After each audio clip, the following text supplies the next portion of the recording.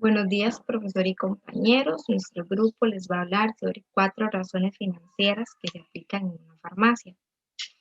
Mi nombre es Génesis Agüero y les voy a hablar de la primera, que es las razones de liquidez, que es la capacidad para cumplir con sus obligaciones a corto plazo a medida que estas van llegando a su vencimiento. Quiere decir que es la capacidad de la farmacia para pagar sus cuentas.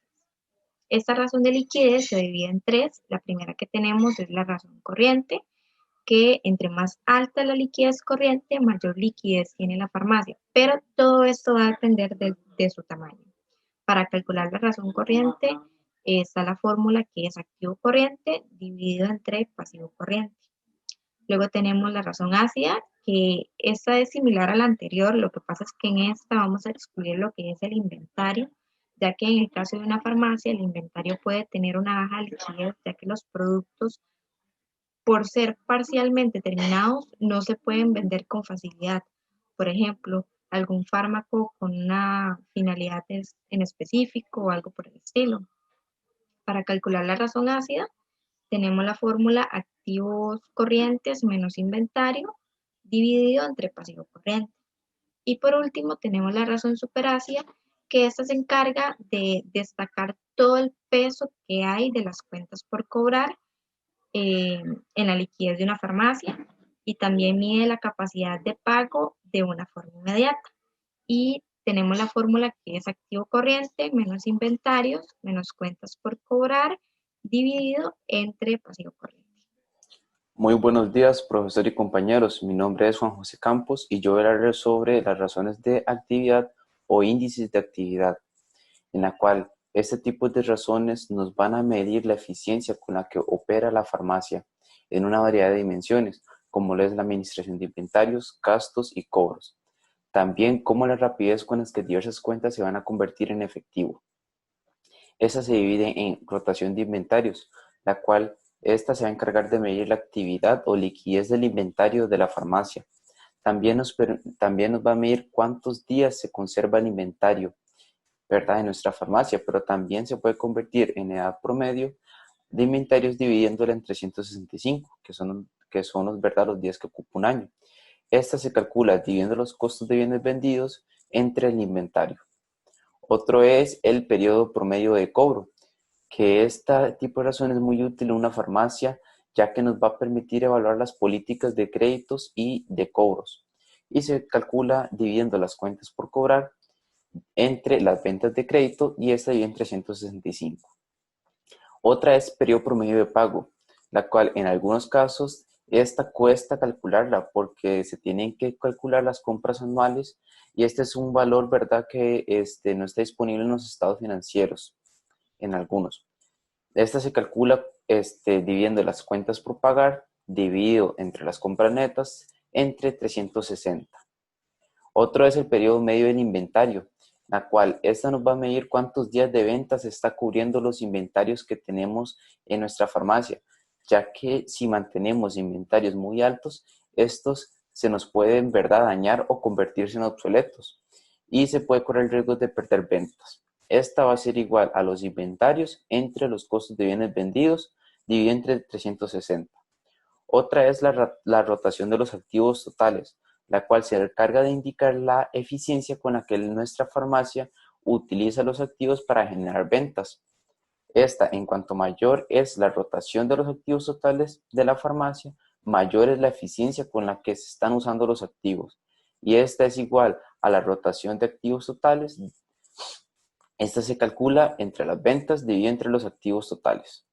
Otra es la rotación del activo corriente, la cual esta se va a encargar de medir las veces que estamos vendiendo nuestra inversión en activos circulantes. Esta razón, ¿verdad?, recalcar que tiene que ser superior a 1, si no nuestra farmacia va a estar perdiendo valor.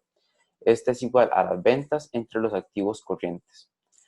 Y por último tenemos, la rotación del activo fijo, que va a medir las veces que estamos vendiendo nuestra inversión en la farmacia en activos fijos, y este es igual a las ventas entre los activos fijos.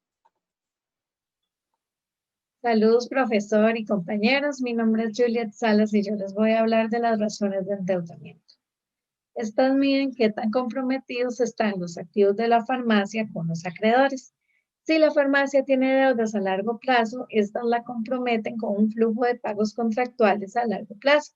Y cuanto mayor sea la deuda, más riesgo hay de que los pagos contractuales de sus pasivos no se cumplan.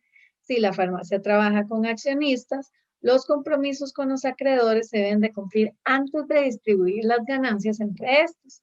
De ahí la importancia de la capacidad de la farmacia para saldar las deudas, ya que tanto los accionistas actuales o los futuros y los prestamistas le dan atención a esto para tomar decisiones. Entonces, el grado en que la farmacia está endeudada mide el monto de deuda en relación con otras cifras significativas del balance general. Una medida común del grado de endeudamiento es el índice de endeudamiento. El segundo tipo de medida es la capacidad de pagar las deudas, que refleja si la farmacia puede realizar los pagos requeridos según lo programado durante la vigencia de una deuda. En palabras simples, pagar las deudas a tiempo.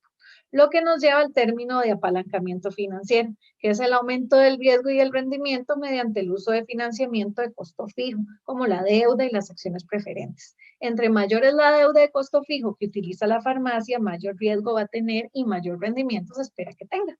Por lo que la capacidad de la farmacia para pagar ciertos costos fijos se mide usando los índices de cobertura, que por lo general se prefieren índices de cobertura altos, claramente desde la postura de los prestamistas, pero un índice muy alto puede mostrar al mismo tiempo que la administración de la farmacia es demasiado conservadora y que podría estar teniendo mayores rendimientos si solicitara más préstamos.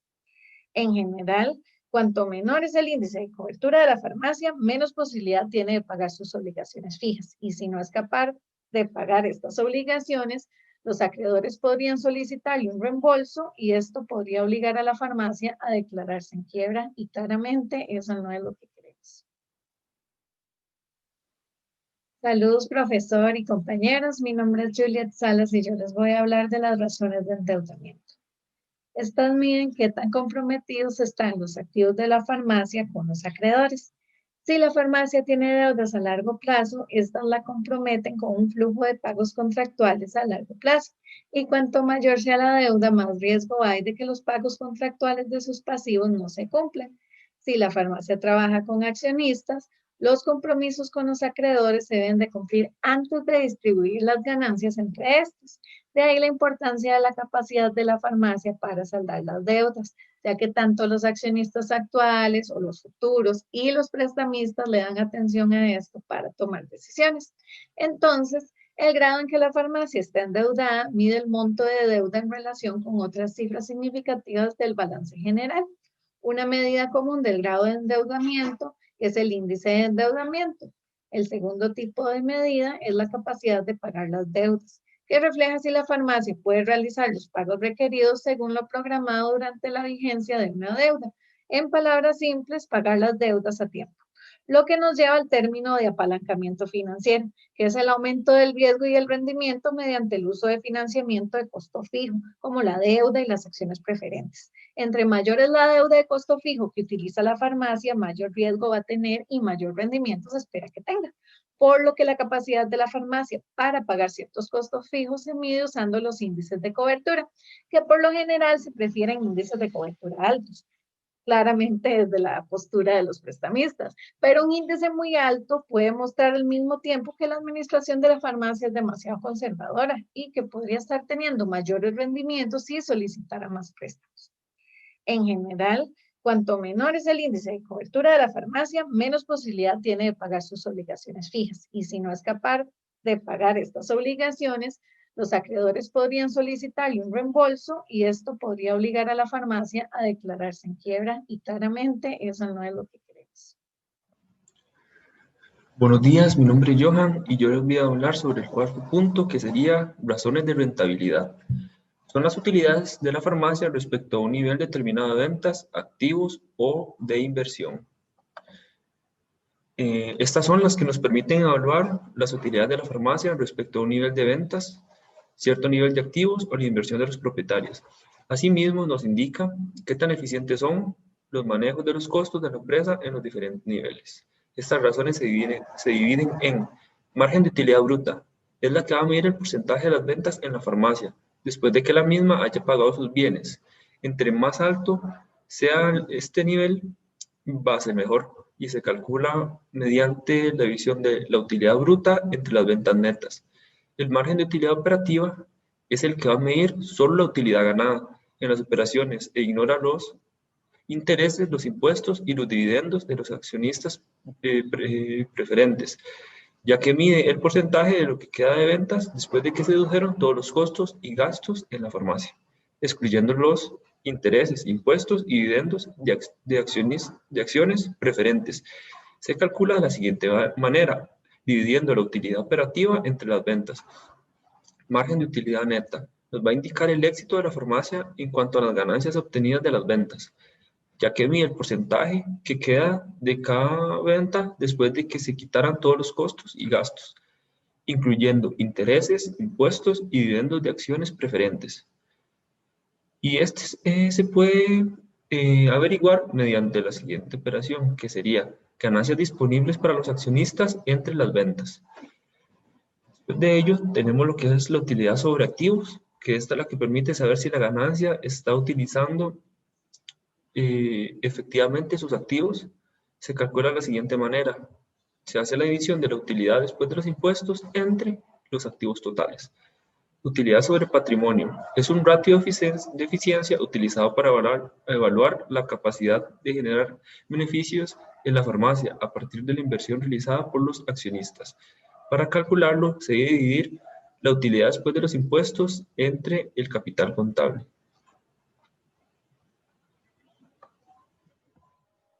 Buenas tardes, profesor y estudiantes de la clase de Administración y Finanzas.